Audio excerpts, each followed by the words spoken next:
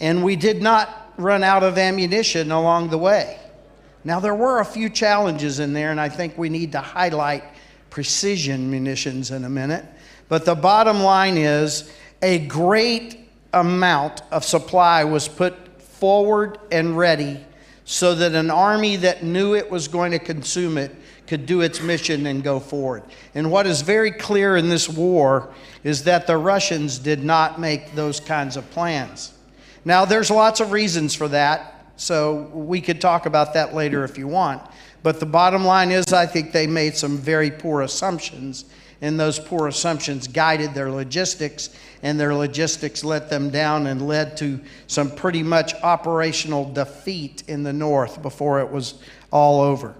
So I think there are two parts of logistics that I want to quickly mention. First, operational logistics. How much do we now need to have forward for the next time that Russia decides to cross an international border and invade a neighboring country?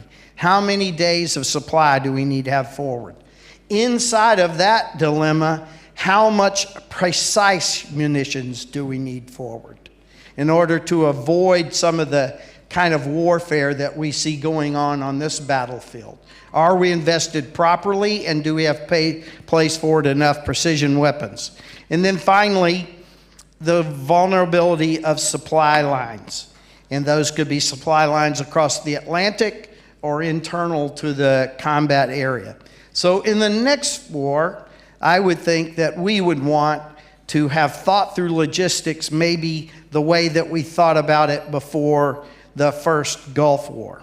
Strategically, I think we need to think about logistics a lot as well. All of our nations now are asking, do we have the appropriate stockage at national level? And are our lines to get that forward to where we need them vulnerable? And more, if maybe not more, but as important, what is our industrial capacity to reconstitute or to surge to stand by this? So in the next war, I would think that we would want to be professionals and think about logistics and not allow logistics to drive poor operational art on the battlefield. The next thing that I would think about is this war is a pretty bad example of what we are all now calling attritional warfare. How did we get there? What are some of the things that put us into a place where we're using essentially World War I and World War II artillery barrages to be our operational maneuver element in a war? And how badly that affects not only our troops, their troops, but more importantly, the nation that's being attacked and the people in that nation. When we truly come to understand what has happened in Ukraine, I think we'll want to do something very different in the next war. So you put an airman up here. The first thing I want to talk about is we had one of the antagonists in this battle that if you had listened to it, all of the things that it said about itself and wrote about itself, had a magnificent air force and a magnificent capability of imposing their power on their opponents. And yet what we saw in this battle is the Russian Air Force, for whatever reason we'll have to determine into the future, was unable to do suppression of enemy air defenses. Therefore, it was unable to establish even sometimes local battlefield air superiority, and therefore, in my opinion, was completely unable to bring the air power element to bear in this war. Now, that could be argued with, especially if we start talking about missiles and missile strikes. But the basic taking care of a ground force and setting the stage for a ground force to succeed that is part of the Air Force's inherent mission was not done by Russia, and therefore we find ourselves again in this grinding, attritional, ancient-based artillery barrage attack as a maneuver element. The second thing I would say, because first the Air Force has failed, But in a much larger way, it is my opinion that Russia has failed at combined arms warfare in this battle. And therefore, again, we wind up in an attritional-based artillery barrage maneuver element fight that is grinding through manpower and civilian power and civilian cities in Ukraine. So in the next war, one would hope that we would see a more appropriate execution of what air power brings to the battlefield, and then the use of air power as a part of a true combined arms capability that would limit this disastrous damage that is being done by this war. And I'm out of time, so I'm going to quickly get through my last... You're doing well, no problem. Okay. I want to quickly get to one last somewhat controversial set of thoughts. In War College, we learn from, most of the students call them the old dead guys.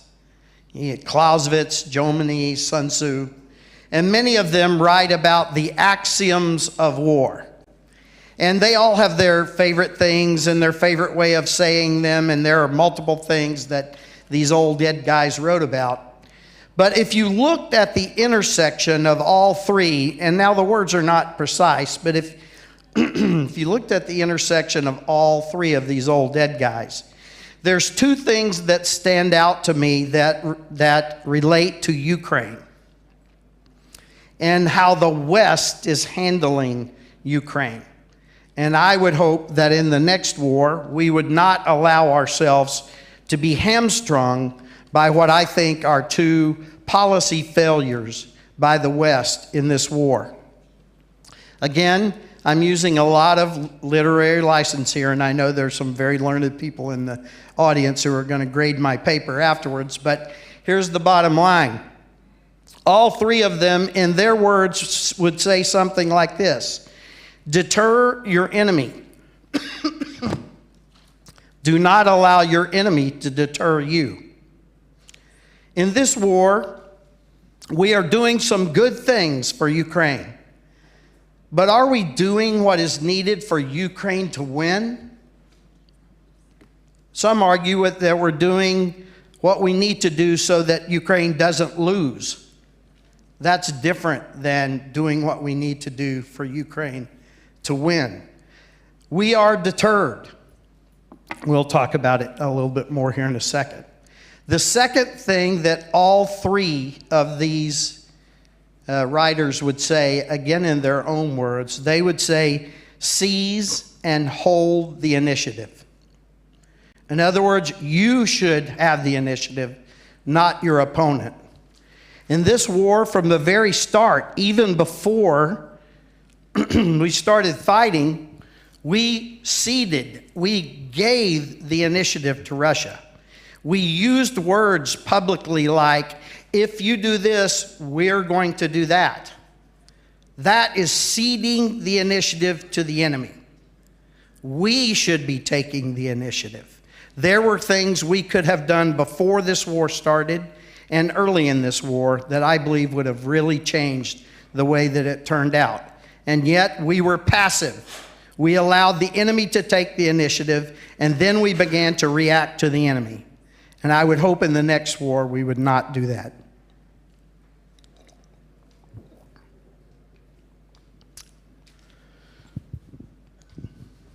Was that about it? Just one last thing here. Time-wise. Yeah, so I just want to take one more example of both seizing the initiative and deterring the enemy. I looked and have looked many times at the speeches that leaders from the West made in the early part of this conflict and even before the conflict. Over and over and over, from my senior leader and others, we told the enemy what we were afraid of. We said over and over, we're not going to allow this to go nuclear. And we're not going to allow this to grow into a wider war. And in America, we said no American soldiers. So what is it that we get played back to us almost daily from Russia? If you do a word study, and I'm a part of a university that has done that, and you look at how often Russia has a senior individual talk about nuclear weapons, it's about 5 out of 7 days in every week. Someone is saying something about nukes. And if you look at how often they talk about wider war, or more specifically, because the Russians use these words all the time, American soldiers will once again die on the battlefields of Europe. It's about once every 5 to 8 days that you have something from a senior Russian about a wider war and Americans dying in Europe.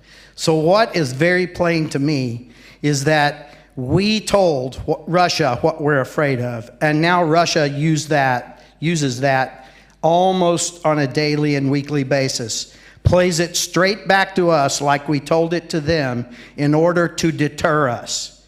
And my closing statement is that I believe that Russia's military is failing Russia on the battlefield. But Russia's war of intimidation, or as we say in the military, its attempt to deter us, is succeeding wildly. And I would hope that in the next war, we're more careful about telling the enemy how to deter us before we start that war. Thank you. Thank you very much, Philip. I love it when an Air Force guy talks about logistics. For a loggy like me, it's like military porn. In the Netherlands, they probably couldn't spell the word 10 years ago, so that's really good to realize. But I would like to invite Christopher to do the second presentation. It's on. No. It's on now. Jolly good. Thank you very much. Welcome to the third speaker in the graveyard session.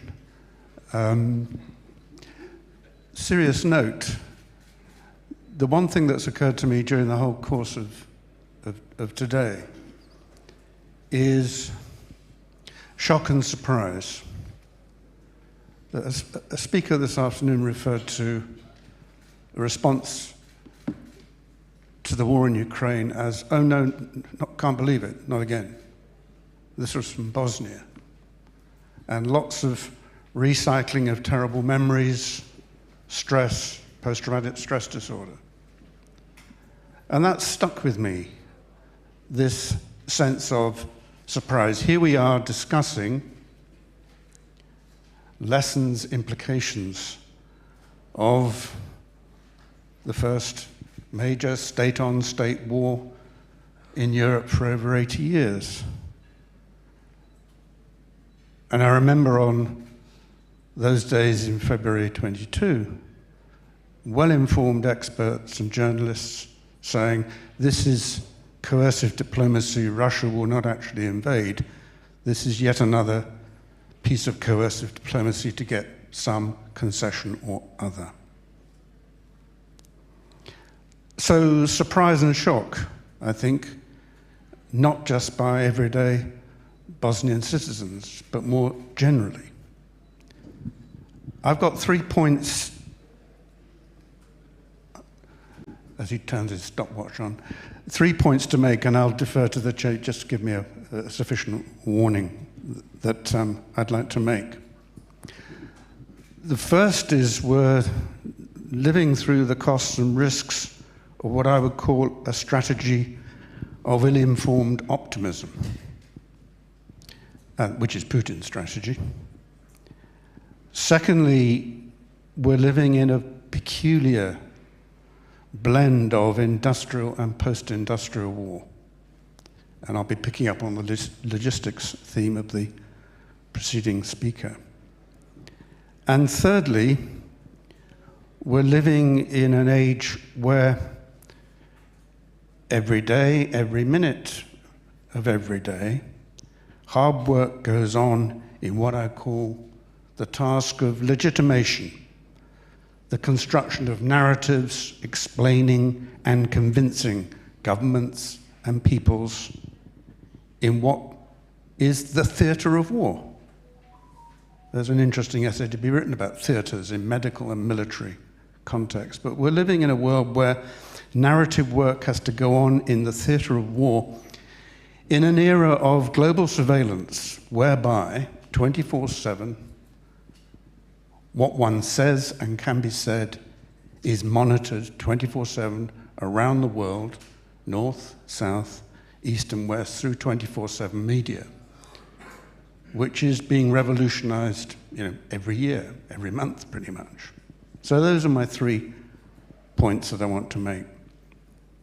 So turning to the first one, as we know, anyone who studies war knows that history tells us for wars to occur, really at least one of the participants or protagonists has to be an optimist, has to believe that at relatively little or marginal cost, war will be a success. This was Putin's calculation. He believed, some would say, COVID was unfortunate for him because he had time to write that terrible essay about Ukraine and Russia. Putin believed his own mission, his own myth, and he wouldn't be the first dictator, did not have a proper consideration of risk because of the nature of his command system, his political system, his surrounding himself with mostly yes men. So there was no proper consideration of risk of the optimistic strategy. To which one could say also that the West was party to that. Why shouldn't Putin be a risk, given the events of 2014 about which we've heard earlier today? The consequences, of course, are profound. He created even more the nation that he denied existed. He underestimated Ukraine. He underestimated NATO. He also underestimated one of the key points in warfare, that in terms of morale, as the moral component of war, it's better to be a defender than an attacker, as we are seeing every day with brave Ukrainian sacrifice. So the interesting question is, how do those who wish to see a more peaceful world head off strategies of over-optimism as being pursued by Putin? What are the implications for deterrence? And reference 2014, what are the implications for, well, let's kick the can down the road and worry about it in the years to come, where the worries will be actually worse than if you had faced up to them earlier on? Which takes me to the second point. Am I all right for time? Yeah, 2 minutes for the second point, 1.5 minutes for the third point. All right, okay. You're doing great. Okay. I think we're living, I mentioned post-industrial industrial warfare, and we've heard on the industrial warfare side the importance of logistics. Critical. And we have this, in image terms, we have this strange pastiche of First World War, Second World War, but also post-industrial war. Here we have artillery barrages, but also these sophisticated staffs enabling the delivery of precision weapons with incredible capacity, algorithmic computer capacity. And I think what we're discovering is that this war shows that munitions are critical, but so is the mobilization of information. That seems to me to be a central part of the nature of war. It's not mobilizing people, it's not mobilizing weapons, it's mobilizing information that provides the framework for the precision delivery of those weapons. Which leads to a fundamental, I think, military people here know more about this than me, a fundamental military lesson of this is that the very thing that allows the precision delivery of weapons, the network capability of staffs, are also vulnerable. How can you virtualize command posts because they are very vulnerable to attack, as Ukraine is showing in attacking command centers of the Russians? This is a lesson not just for Ukraine and Russia, but for the West. We will sooner or later have to revitalize mission command in this context as a response to the vulnerability of command and control systems. Which brings me to my 2 minutes, if I may. Oh, you're doing fine. No Okay. problem. So I would say it's, before I move to the third point, it's not wrong, but it's an exaggeration to say that the Russian military system is much more inflexible, much more vulnerable to breakdown from attack. I would suggest that one lesson of Ukraine war for non-Russian militaries is the vulnerability of the very command systems that enable precise delivery of weapons. And that has implications for, I call it, the dialectic of control, namely the shift between centralization and mission command. The winner, if there is going to be a winner, knows the circumstances in which it is judicious to move to mission command or to move back to centralization, depending on what's going on the battlefield. I want to move finally to the third question about legitimation.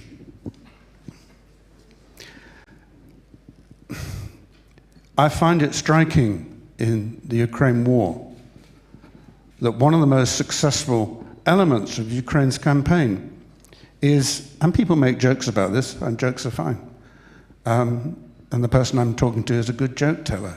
He's a professional. President Zelensky is a politician, an actor, a comedian, and if you look back, seems a long time now, a successful deliverer of narratives to audiences in parliaments, either really or virtually. He is a performance artist. And I think it's one of the lessons of this war. If you're going to win, you need to have someone, not him, but someone like that to deliver your strategic messaging. We heard this afternoon, quite rightly, and we should have made more of it, that the global south is not indifferent, but is certainly not a shoo-in in supporting Ukraine and Ukraine's allies. Some would say, well, let's keep our head down, it's just don't want to get involved with that. But there's a lot of narrative work to go on in the global south.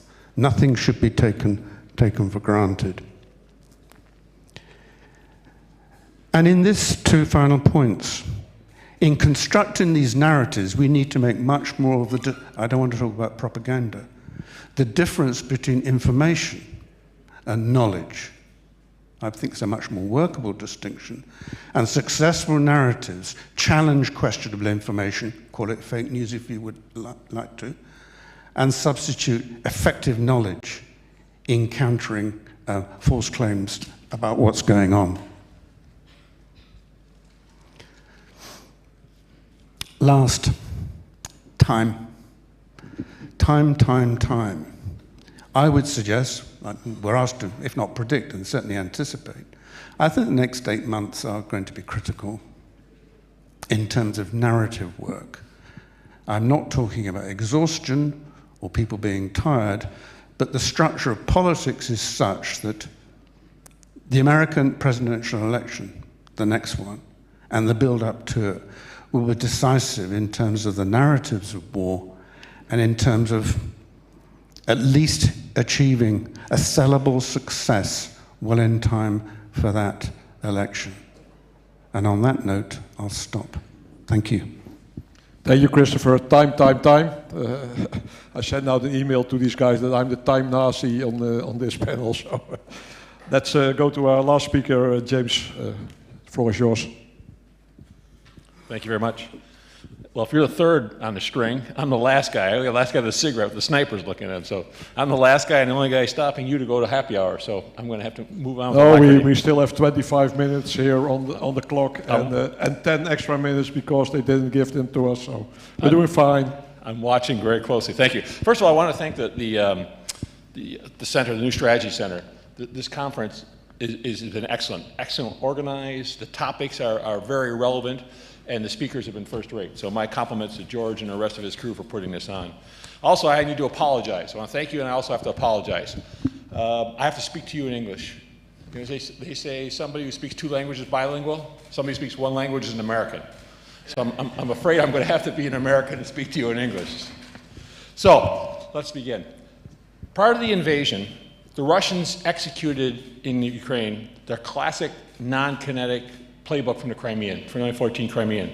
Economic coercion, information operations, cyber, disinformation, military intimidation, and political subversion to undermine Ukraine's political, military, civil defenses. And most analysts would say that they're winning. They're effectively destabilizing Ukraine. And if I look at this, I think about what was Zelensky's public opinion rating there? 25%? Very, very low. Government had no support. The value of the currency was dropping like a stone. Investors were fleeing the country. Massive inflation. That's a pretty good example of a country being destabilized. So why would they invade? Because Putin received bad information. Unlike our intelligence agencies, they tell the boss what they want to hear. And he wasn't impatient. But the fact that Russian military formations, which invaded the country, had their dress uniforms with them in anticipation of a victory parade in Kiev, suggests to me that Putin believed that the non-kinetic factors, actors and factors, had accomplished their political goals. So this is very interesting to me because if we think in a traditional way of war, the Western way of war, we think of identifying the enemy's center of gravity and destroying it. And it goes back to Clausewitz, we think of that. But that's not the way the Russians nor the Chinese think about this. Since the invasion, a very distinctive feature, in my view, of the war has been the importance of non-kinetic actors and factors. They've transformed the dynamics on the battlefield and, I'm going to pick up what you were saying, the international response. I completely agree. The reason they're in a war today is because of Zelensky. He's gotten them billions of dollars. That's just keeping, it's not HIMARS, it's not Leopard, it's getting that money. It reminds me of Ronald Reagan. If you and I would probably remember that. He was a great actor. Actors make good speakers, yeah? So that's the challenge that we have, is taking a look at what insights are we going to see for future conflict with these actors and factors. So I'd like to spend a few minutes on that, a very few minutes. Next slide, please. So what are some of the actors and factors? First of all, artificial intelligence. Various forms of AI have been used in a number of ways to identify facial recognition, to identify enemy soldiers, military supply chains. They've made them more efficient using AI. And I think this is also the first war where they've used AI to create deep fakes. Remember when the war came out, you've got deep fakes came out, you can see behind me, fake or real, and it's still in its infancy. But just think in the future how important that's going to be, identifying that. What happens if your commander-in-chief is telling you to surrender? You're going to at least think about it if you don't do it. That's going to be very important, I think, for the future. Also, another key actor was the private sector. You alluded to something, both of you guys alluded to this something. Starlink keeps the targeting process going, intelligence and targeting going. Microsoft provides threat identification and mitigation. And Amazon provides cloud data storage, which allows the Ukrainian government to keep functioning. Just before the war was moved, I don't know if you know, but AWS moved most of their cloud-based stuff to London. So the private sector has a huge role in this, I think, more than in the past. Also, civil society. NGOs have been leading the fight in the information domain. Groups debunk disinformation. They've been informing the Russian population about the war. They've been providing information internally to internal Ukrainian audiences, externally to Western audiences. Just a simple illustration, there's an organization, a non-governmental organization, an NGO called Stop Fake. They've uncovered more than 1,000 disinformation articles, I'll call them fake news disinformation articles, and they've trained 10,000 Ukrainians to do fact-checking. This has greatly limited the ability of the Russian information campaign compared to Crimea. So that's a huge thing. That's a bunch of NGOs set up by the West. The U.S. had a big role. USAID, as a matter of fact, had a big role in creating a coordinating body to do this stuff. That's huge. Proxies are also somewhat new. Look at proxies. And I'll just talk about cyber proxies for the moment. On the Russian side, you've got the cyber army. You've got Killnet. The Ukrainian side has the volunteer IT army we always hear about. And even independents, as you can see behind me, Anonymous is even picking up the sides in the war. These proxies have attacked a number of networks and critical infrastructure. A real simple example, in Moscow, one of the Ukrainian IT army, they took down all the charging stations for electric cars in Moscow. And you're going to say, Jim, who cares? It's just electric car charging stations. But just think about that. If you can do that, why couldn't you do that on transportation networks? I'd say this is the first Internet of Things attack. And if you want an example, think of 2017, the NotPetya virus. Remember, the Russians were going after power stations in Ukraine. That spread all over Europe. Maersk, the second biggest shipping company in the world, was knocked offline for 3 days. It cost them $3 billion. And by the way, 80% of our equipment moves by private commercial. So if you shut that down, you've done a heck of a lot of stuff. So I would say proxies are having a huge role in this thing. And the future is going to be even more so in this, with these separate actors. What happens, we were talking about the last panel, we saw the last panel, Admiral. What happens when all these guys who have been mobilized in the war now have to make money after the war? What's going to happen? They have all these tools, knowledge, and skills. What happens then when we don't have somebody to use them against? I'd certainly be worried about that.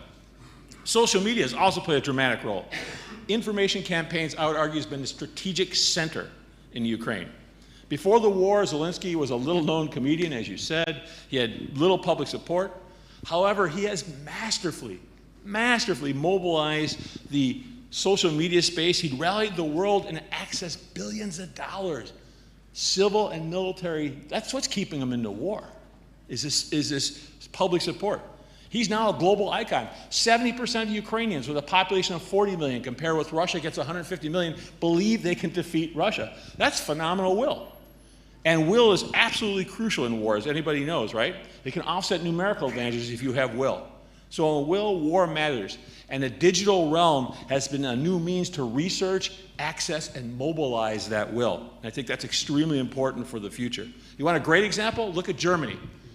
Social media campaigns, free the leopards, public opinion pressure, got Germany to change 75 years of its foreign policy and provide tanks, which the Dutch don't have anymore, but tanks to the Ukraine. Yeah, we gave them to the Germans. Yeah, he gave back, that's right. 75 years of foreign policy was changed with a social media campaign. That seems to me a pretty powerful factor. Also, OSINT.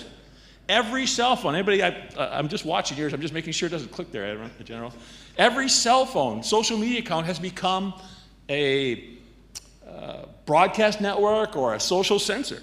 The Ukrainians use OSINT for millions of Ukrainians and a few Russians, by the way, checking Facebook and the rest of it, and Russian soldiers to target the enemy. This information has been so valuable that the Ukrainian government created its own app. It's called DIA. They created an app to help process this information and send it to volunteers. OSINT volunteers. So OSINT, the role of the public in warfare, more than has been the case before. So in summary, I would say the Ukraine has been the first modern war in which non-kinetic actors and factors have transformed the dynamics on the battlefield and the international space. And I think the biggest challenge for us in the West, and a lot of military professionals here, is how do we incorporate that? These are 21st century threats and capabilities, and we, for the most part, have a 20th century military structure. So we're always bolting on. We're always adding on. Who's in charge of this? The 9 shop? The 9 shop's going to be liaisoning with all these things? Who does that? You know, to me, that's a huge foundation. I have battles with my colleagues at the center, at the Marshall Center. I have colleagues and my military colleagues all the time. They think they can just add them on, bracket on, and I'm saying it's an integral part, and you're not going to be able to do that. Next slide, please. So I'm trying to keep to my timeline, Hans. So because non-kinetic factors are so effective, and they're inexpensive, super inexpensive, and they give plausible deniability, they're going to increasingly be used. And this has massive ramifications for our education, for our training, our structures, and our exercises. While overall there's some bright spots, I would say we're not doing really well. We've got a 21st national security structure, and we're trying to mitigate 21st century threats with that structure. It's not set up for that. And I think we're going to be in big trouble in the future because our adversaries have identified these weaknesses. Russian doctrine, Gribnaya Voyna, military, hybrid warfare, or new generation warfare, or the Chinese, unrestricted warfare, 3 warfares. They've incorporated this in, and we in the West have not done yet. And it's going to be very difficult to do because you've got all these structures, our educational structures, everything is set up to be a certain way, and it's hard. It's hard. Just think in World War II how unprepared we were. I'm reading a biography of Marshall right now, and how difficult it was to restructure for the war. But this is the biggest challenge that's facing us in the civilian side. And the biggest challenge is going to be how do we integrate civil society, I'll call those NGOs, how do we integrate in the private sector, and how do we integrate, I'll say government, but I'm including the security with that. How do we What structures do we have? How do we work together? How do we educate? How do we train together? Because right now, most of the stuff is just add-on. I was at a military training center for 10 years, and it was always an add-on, and then they'd say, oh, it would never happen, so we never got to do it. But this is a big challenge, especially at various levels. It's going to be a challenge for you, trying to bring all these different peoples together. How do we do that? How do we bring those capabilities and capacities? Do we even know what the capabilities and capacities are of Vodafone Romania, for example, if there's an attack? I don't. I hope somebody does. But this is going to be a big challenge for the future. And with that, I will thank you. Vă mulțumim pentru atenția. It was close. Thank you for that. I look forward to questions or seeing you at the cocktail hour. Mulțumesc. No, we will do questions. It's also good to see that social media is still important, because I was the only guy tweeting today about this conference. And I thought I was old-fashioned, but it seems I'm the future. Then I just got a letter signed by someone called Vlad in red, asking me to remind you of the sessions after the drinks. George, I told him there will be more sessions after the drinks, okay? Questions, anyone? Oh, sorry. Thank you. I'm Olga Reznikova from Ukraine. I would like to ask General Breedlove. You have presented very useful recommendations how to win the future war. Do you think it is impossible to implement your recommendation to win this ongoing war, to help Ukraine to win this war? Thank you. Well, first of all, thank you for the question. Again, I'm going to say something controversial. I believe it's absolutely possible for Ukraine to win this war. And sadly, what I would say is that whether Ukraine wins this war or not is really completely dependent on the leadership of the West. My analysis of this war is not, I'm no super brain, but what I have seen is that when a Ukrainian force that is well equipped meets a Russian force, the Ukrainian force wins. As I mentioned before, strategic defeat on the north side of Kyiv, strategic defeat twice, literally, on the north side and northwest side of Kharkiv, in the middle of an operational level defeat in the south in Kherson when the winter interrupted, and now recently a tactical defeat in Bakhmut that I think is about to be delivered to the Russians. And so why do I go over that again? I believe that if the West decides to give Ukraine the kit and the supplies that it needs, Ukraine will defeat Russia on the battlefield. So I believe it is absolutely capable of doing that right now. But as I mentioned in my other remarks, in the West, there are several capitals who are, in my opinion, deterred. They can't think their way through what happens if Mr. Putin is defeated, and Mr. Putin's intimidation war, his deterrent activities are working. So we have to break through that in the West in order to enable Ukraine. And if we enable Ukraine, Ukraine can win this war. That's my opinion, not the opinion of anybody I work for. Thank you very much. General Brigadier, you're second. First, we go to the back of the room. You already have a microphone, Mikhailov. Yeah, Mihailo Samos, New Geopolitics Research Network, Ukraine. I have a comment on Mr. DERLETH speech. I think you have a little bit wrong information using for estimations on the hybrid warfare. Can you compare if you told that Ukraine has a huge inflation on the everyday missiles attacks compared to Russian inflation, and could you compare how much investments escape from Ukraine and Russia in the same time? So who is the winner in this hybrid warfare, actually? I mean that, for example, you told that Zelensky has a support of 25%. Where you get this information?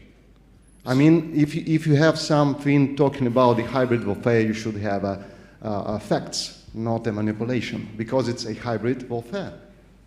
Thank you. So those are all facts before the war began, as I mentioned. Before the war began, before February 2022. Those are all facts. So that's what's happened. Now, we're not fighting a hybrid threat now. But my point was that the Russians are trying, in the Crimea, what's been the most successful military operation that any of us in this room have ever seen? You took the Crimea, in 2014, the Russians took the Crimea without firing a shot. Without firing a shot, right? That to me is pretty effective. That's disinformation, that's special operations units, that's cyber attacks, really effective. That's hybrid, that's the bringing together of hybrid. I would argue, no, I wouldn't argue, I can show you the facts, before the war, before they invaded, those tactics were being used and they were being effective. They were being effective. Zelensky had very low public opinion. Investors are fleeing the country. Ships didn't want to go there because of insurance reasons. So before the invasion, I would argue they were destabilizing the country. Thankfully, we have Putin, who doesn't look at those things and had his mind and his intelligence agency telling him we could just walk in. Why else would they use their dress uniforms, put them in their tanks, and drive into Kiev or drive into Ukraine thinking they're going to have a parade the next day? So I think they thought their hybrid threats won. This asks for more questions, I see. We have General Badilla, who certainly speaks American. Well, thank you so much. Just a simple question, but I'm sure complex answers stay there for the entire panel. What do you think are some of the game changers that still matter in terms of doctrine and capabilities? Is the armor gone? What type of fixed wing? We're talking different generations. Is the submarine back? I'm sure you can have examples of what are some of the myths that have been destroyed and some of the innovative tools out there. Thank you.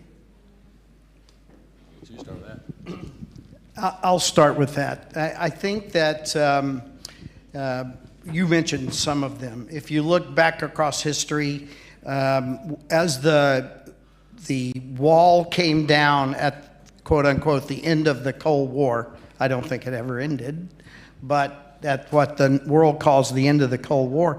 When the wall came down, there was a lot of revisionist thinking. Armor is over, large standing forces not required. We all took massive peace dividends, which we're now going to have to work through. Do you know how long it takes to work out from under a 20-year peace dividend? It takes about 20 years to get out from under a 20-year peace dividend. And so now we're seeing that some of those decisions we made may not have mattered out there. I think that I think about this in a different way, and that is we can't provide or we can't prepare for the war that we believe will happen at the expense of remembering that the enemy gets a vote. If the enemy comes across the plains of Europe in tanks and we don't have some tanks to meet them, we're in trouble. And so I think that we have to be broad-minded enough to understand that we're going to face several types of enemy. And nobody that I know 5 years ago would have thought that we would be in this artillery barrage warfare, maneuver by artillery. Nobody would have thought that. So I just think that we need to be prepared for all manner of warfare. Thank you. And too many questions, but you get the next one, if it's for you. Oh, thank you. So, do you believe that it would have been possible to see what we've seen on the good side in Ukraine without starting a long time ago the Russia Strategic Initiative? Without starting, like it happened when you, General, were secure, not to contemplate the A280, the Russian A280, but to find solutions. The huge change in posture in the cyber domain under General Nakasone. And there are so many other things. Of course, I will applaud what Ukrainian people and armed forces were doing, and we don't have to ignore the fact that they were preparing a lot. And none of the things which we've seen and been amazing would have been possible with that strong preparation from the Ukrainians. But also, a huge shift started happening since 2015, I think. And that's why we are now in a different position. Do you agree with that? Yeah, that's what in Staff College we call that a statement disguised as a question. But if you say yes, it's okay. But I promise you, you go. We started training Ukrainians at JMRC when you were SAC here. So we set up JMRC-U, Yavrov. We sent that up 13, 14, something like that. So that's a start. But that was, remember, we were training company-sized units that were coming off the line. It was not in combined arms. It was more just general platoon company tactics. So it's a start, but it's hard to simultaneously change your military during a war and restructure at the same time. You know as well as I do. So basically, it's impossible. It is. Like Churchill said, there's one thing more difficult than getting a new day idea in the military head is getting an old one out. So what's the right time to change then? Well, obviously before you need it. But if you don't have that option, then you have the best you can do is apply it during war. I mean, just an example, use the Leopard tanks. The Russian tanks don't go back as fast backwards as they go forward. So they're always taught to turn and go so they get out of there. But Leopards and Western tanks can go back just as fast. So you have to, it's a totally different tactic to employ them. You have to detrain them to train them to use it effectively. Yeah, you've rubbed it in enough now for us. Phil. Before we go there, just one more addition to what we were just discussing. What we have learned for sure in Ukraine is that this is a nation that learns and adapts fast. Every time the West has said, we can't give them that capability, it's going to take them too long to learn how to use it, et cetera, et cetera. Every single time we have overestimated the length of training. And you didn't mention Yavriv, where we were actually training Ukrainians in Ukraine. They were learning a lot, but may I remind that we were learning a lot. What Ukraine was doing there was bringing brand new recruits, but they were bringing NCOs and young officer leadership off the line of contact who had a lot of experience at fighting the Russians, and they put them together in units that we trained, and we learned a lot about how Russia fights from the Ukrainian NCOs and young officers that came back to Yavriv. And just one last reminder. I remember in 14 where in my own country, we kept saying we can't give them these QF-46 radars. They'll never figure them out. And they were afraid to give them to them. And in the end, we gave them to Ukraine and we digitally limited them so that they couldn't fire into Russia.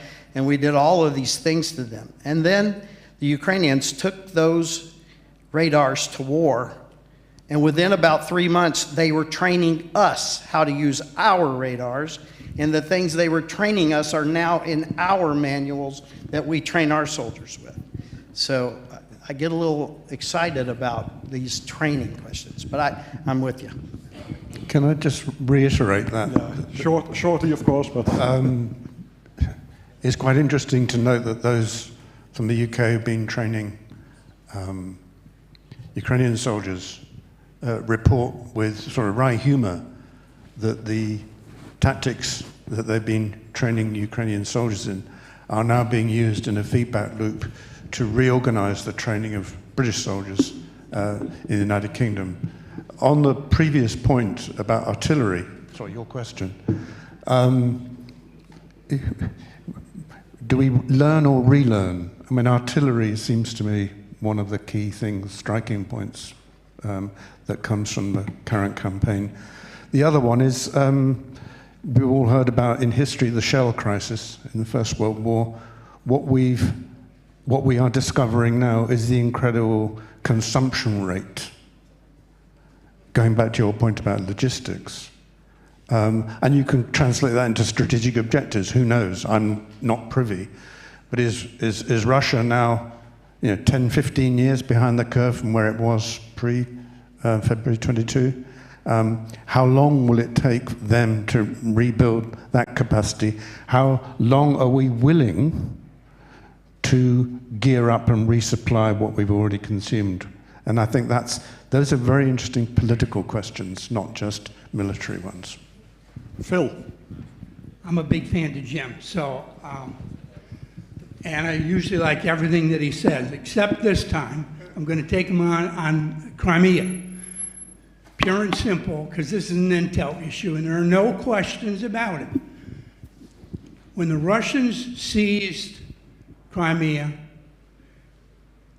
the acting president of Ukraine was told by the elected leader of Germany and the elected leader of the United States, don't do anything. We'll talk to Putin. And so that's what happened.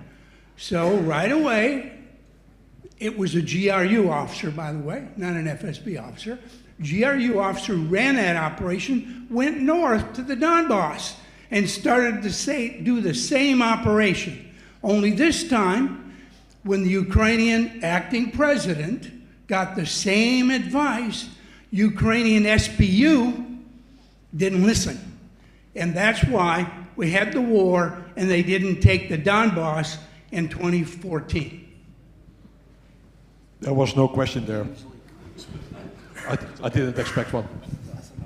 Yeah, so my question is, we've talked about lessons learned by a non-NATO country, lessons learned by a NATO country, and maybe lessons learned by Russia. Anticipating the lessons, I'm part of a NATO country. My question is, which is the most likely threat that a NATO country could face? Kinetic, or let's say conventional war, or the hybrid war? Yes. It's a joke, but it's a serious answer. I will allow the expert on the hybrid to speak, but I think that what we don't know now, or what we don't accept out there now, is Russia's really having a hybrid war with a lot of nations right now. If you look at it may be mislabeled, but if you look at what the internet calls the Gerasimov doctrine, and you can actually go into the diagrams page and you look at a PowerPoint slide he's built, that war is going on in a lot of nations, and they attack that war as far as they can go, to the point where they think they're going to break some sort of a level that causes a more kinetic or more forceful response. But I don't think there's ever a war with Russia again that isn't already preceded by hybrid actions. And then the sad news, I think, is we now know that Russia really, they have demonstrated now in 2008, in 14, and now in 23, they will amass their army, drive across an internationally recognized border, and invade and subjugate anybody that they can get away with it. And the question then is, when is the West going to say, we're not going to allow you to get away with it anymore? So, yes, I agree with him. But you have to have, we do deterrence and defense. We've done those pretty well at the conventional and the nuclear level. How about the hybrid level? How about that level before? And look what China's doing in the South China Sea. Look at the information attacks on the US or on Europe. Involvement in the French presidential election, involvement in the German elections. So Russia's military is being decimated for 10 years. To me, this is a great thing. This is the very inexpensive, when I hear some congressmen saying we got to pull out, I said that's the best return on investment we'll ever get out of our military, out of the DOD budget, is to keep this up. So I'm going to move us down to the hybrid level. Where are we deterring that? How are we setting up? For example, Sweden just set up a psychological defense agency, harkens back to the Cold War, because they had 13 different parts of their government, ministries, entities, security, looking at disinformation. 13 different entities. They said this doesn't work. We can't do that. We've got to be more effective. So for me, the biggest threat is the destabilization of the hybrid threats. You have to be able to deter at the conventional nuclear level, completely agree, but we're spending all our time there. We're good at that. That's our roundhouse. I would argue that below that level, we're not so good at. We're not structured for that. And that's the challenge that we're going to have, is how do we, again, come change our national security structures to take those challenges into account. I was thinking about the psychological warfare in Apocalypse Now, but at the back, yeah. Hello, hi. My name is Olvi. I'm from Romania, and I have 2 cents for you. My first cent is a remark. The second one is a question. First of all, I kept hearing that Crimea was taken without firing a shot, but I encourage you to check the facts and see that actually the Russians fired some shots. It was in the air, it's true, but they did fire some shots. This is the first cent. My second cent is a question. Collectively, I think the West back in 2022 kind of overestimated Russia. Honestly, I'm saying that I thought it's going to be a couple of days, 48 hours, 72 hours, and Ukraine will fall. The brave Ukraine nation proved that it was not the case. However, the West overestimated Russia. My question is, are we now underestimating Russia using the same mechanisms? Thank you. Fine. I think it's a really, good comment and an extremely good question. I mean, February 22, Russia, if you mean the governing elite of Russia, Russia overestimated Russia, which I think is the case.